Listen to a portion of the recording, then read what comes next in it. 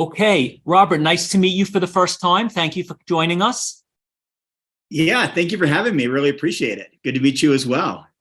And Derek, it was nice to meet you as well. This is the first time I'm getting to have you. So nice to meet you. Nice to meet you. It's a pleasure. Thank you. And Julieanna, nice to have you again to join our conference. So thank you very much. Thank you. It's great to see you, Stephen.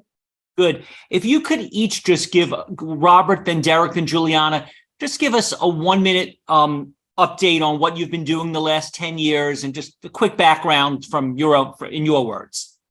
Yeah, absolutely. Well, thanks, Stephen. I appreciate you having me. This is really exciting to be here with two of my favorite colleagues, Derek and Julieanna. I have been doing a lot of traveling and speaking and writing lately.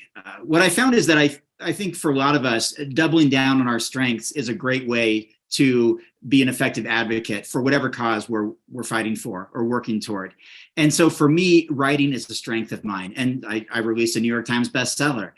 Public speaking is a strength of mine often. And so I've been speaking around the world, from China to Australia to Europe to over a decade on the vegan cruise in the Caribbean to all over North America.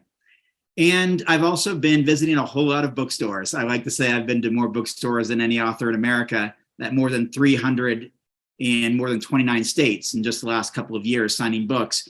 And so my main mission is to show people you can build your body on a plant-based diet and also give them the tools in order to do that, figuring that leading by example is one of the best ways to do that. So just a few days ago, I was at the world's most famous gym, Venice Gold's Gym, and I lifted the heaviest weight I've ever lifted in my life for a particular exercise at age 43, and now actually in my 28th year as a vegan athlete. So that's what I'm here to do, to lead by example and to the best of my ability. And thank you so much for having me.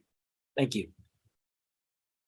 And again, thanks for having me here too, Stephen. It's been a pleasure to join such a impressive lineup you guys have here. I haven't been quite as busy as Robert with a lot of these things. I was just talking to these guys. My wife and I are fortunate enough to have 3 young children, so that's been keeping me quite busy these last few years. I last competed in bodybuilding in 2017, and I've been looking to get back into it, but with COVID and things like that, I've not been able to. Still owning and operating my own vegan personal training studio out of Richmond, Virginia, and training people online, writing nutrition programs, as well as pursuing more education in nutrition, as well as a lot of rehabilitative therapies. I'm now certified in corrective exercise and muscle activation techniques. So really learning more about physiology and recovery from injuries and things like that, to kind of hone my craft, working one-on-one with the clients as I do on a daily basis, is where my focus has been a lot lately. Great, thank you. Of course. Me too. I'm very excited to be with all of you today. And the last 10 years, let's see. Well, I just finished my 9th book. 3 of them were ebooks, but I published the book I always wanted to write last year, called The Choose You Now Diet, which I'm going to be presenting this week. And I've been doing a lot of consultations with clients around the globe. I work a lot in weight loss transformation, which is what is highlighted in the Choose You Now Diet.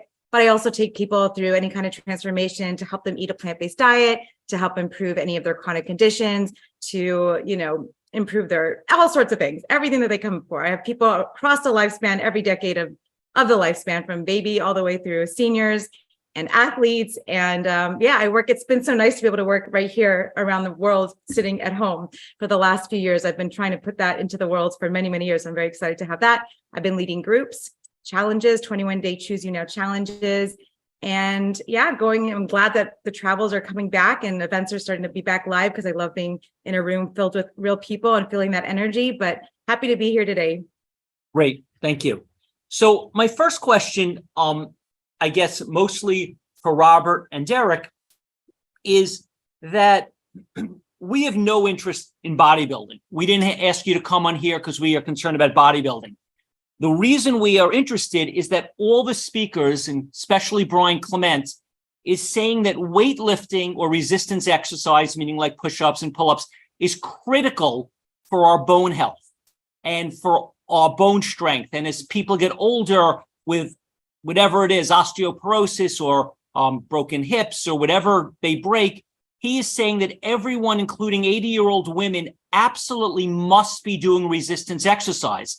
And then a lot of other authors were saying that you need it for hormones and for other reasons. So although some people think that weightlifting is for bodybuilding, what they're saying is resistance exercise weightlifting is the same as aerobics. It's a critical piece that everyone, male or female, all the way until they get, at all ages, has to be doing. And they're saying that in the old days, we would have been farming, which would have been the equivalent. So what are your thoughts about what the benefits are for a regular person who is not trying to be a bodybuilder, but wants all the health benefits of strong bones, hormones, and the other benefits, including Dale Bredesen saying that there's, less dementia or Alzheimer's. So there's a list of benefits they're saying from resistance exercising well beyond just looking good. What are your thoughts on what the benefits are of resistance exercise? Yeah, absolutely. Derek, do you want to go ahead and start? I would love to. Thanks, Robert. Actually, this was basically the focus of my lecture I gave in this summit, because there's a lot of exciting research that's come out in the last 10 to 15 years and more all the time.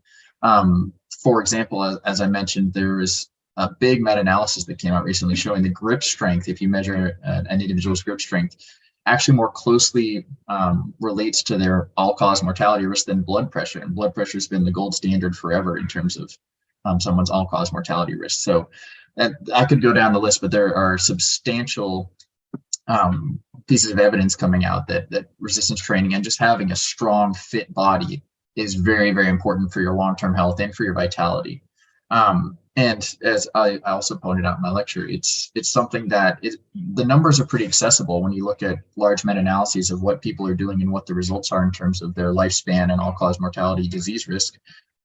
Really just 2 to 3 strength training sessions a week, and total body, not focused on becoming a bodybuilder or anything, but just staying healthy, kind of, as you mentioned, the equivalent of something a farmer would do, just making it part of your lifestyle.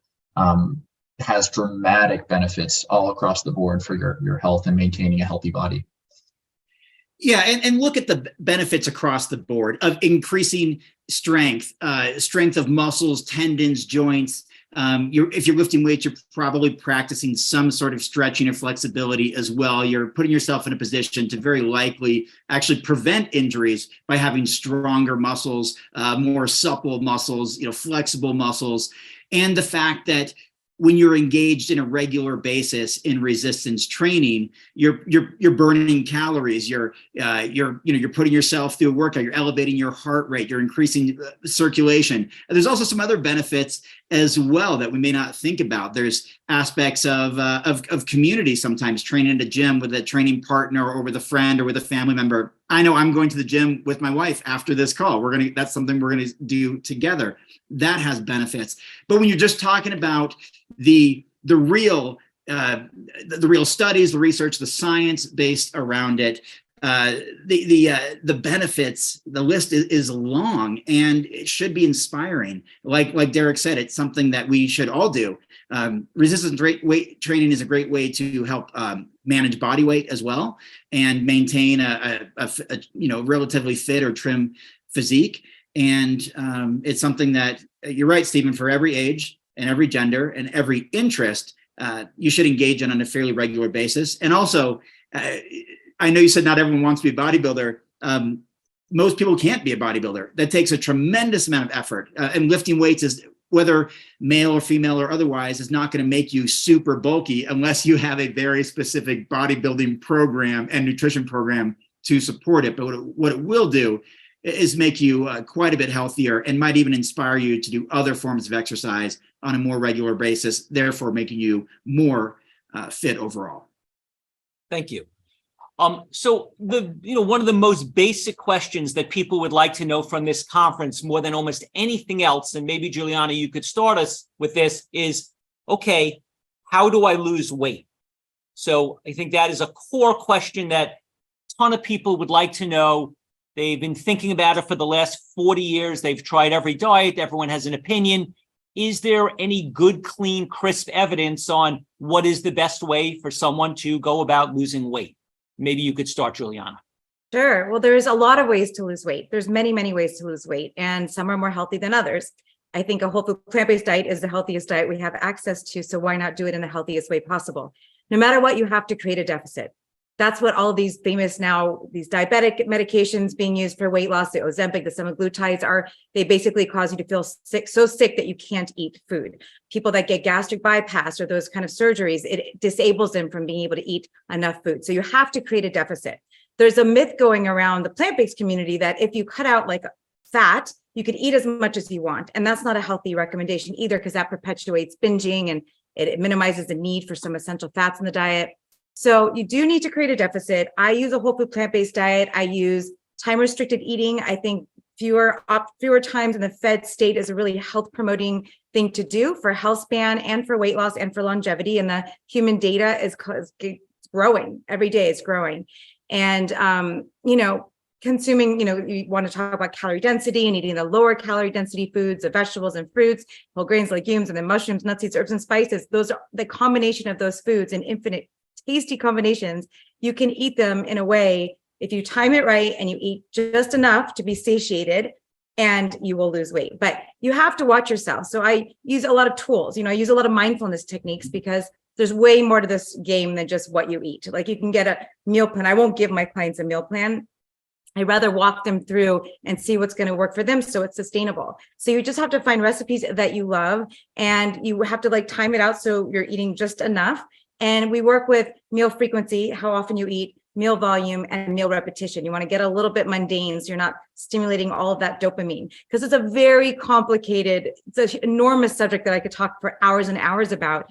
But essentially you need to create a deficit, and it's a really great idea to do it with whole plant foods. Thank you. Either of you want to add anything to that?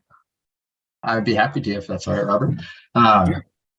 Yeah, essentially, I've been, working with clients one-on-one for 15 years now, and I've worked with thousands of people, and primarily the goals are weight loss. Lots of people want to gain muscle too, but it absolutely comes down to what Julieanna said.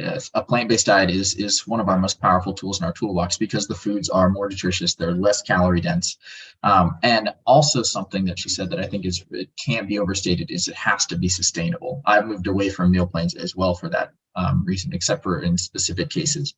And case in point, when I was working in Gold's Gym as the head trainer, I had a large wall of success stories, and I found that some people were coming back to me year after year having gained weight back. And I've really learned that extreme workouts and extreme restrictive diets just cause people to rebound immediately. And I've done a 180 long ago since then, and my approach now is the slower you lose the weight, the better, because you're more likely to have made changes that you can therefore consistently keep doing.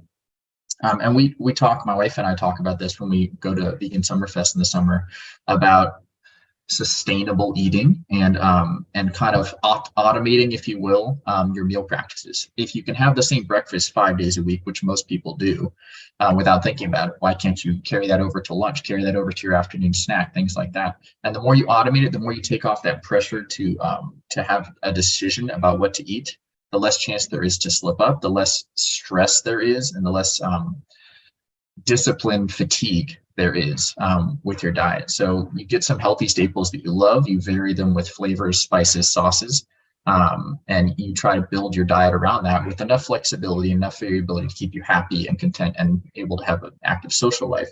But that makes it a lot more successful and sustainable. And I would just like to add one more thing that's not a food approach. So one of my big things, and one of the things that I write about in all of my books, is like what both of them emphasize: the only way that you can lose weight is to be in some sort of calorie deficit. So oftentimes we restrict food and restrict calories, or we look for foods that are a little bit lower in calorie density and higher in nutrient density. And that's all great too. And I do that, but I love incorporating more movement, right? If the ability to burn fat means expending more calories than I'm consuming, then I want to walk more. I want to take the stairs more. I want to cycle more. I want to hike more. I want to play pickleball more. I want to swim more. I want to do these types of things. And I think people overlook that. And so I do that. Even if you're on a phone call, I go out in the sun, go for a nice long walk. I go on dog walks. I decide I'm going to do a little bit of extra exercise. I'm a big basketball fan. I love it. We got a game tonight, Nuggets versus Lakers. I'm right here in Denver. I will ride the bike while I watch the game. It's like my, not a reward system, but just something that engages me, where I feel like I'm working while I'm enjoying this reward, so to speak, or I have dumbbells at home and I use those in front of the TV watching basketball. I always look for ways to do movement. I go on this vegan cruise we've all been on, all the people on the panel at one time or another. It's 19 stories tall. I've never seen the inside of an elevator in 11 years on the ship because I take the stairs every opportunity. I do that in hotels. I do it at home. I do it wherever I am.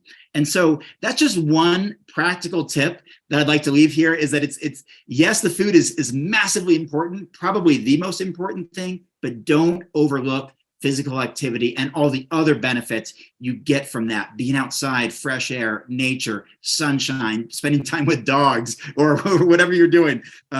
So I tell people, go for an extra dog walk, take the stairs, and go lift some weights in the backyard and have fun.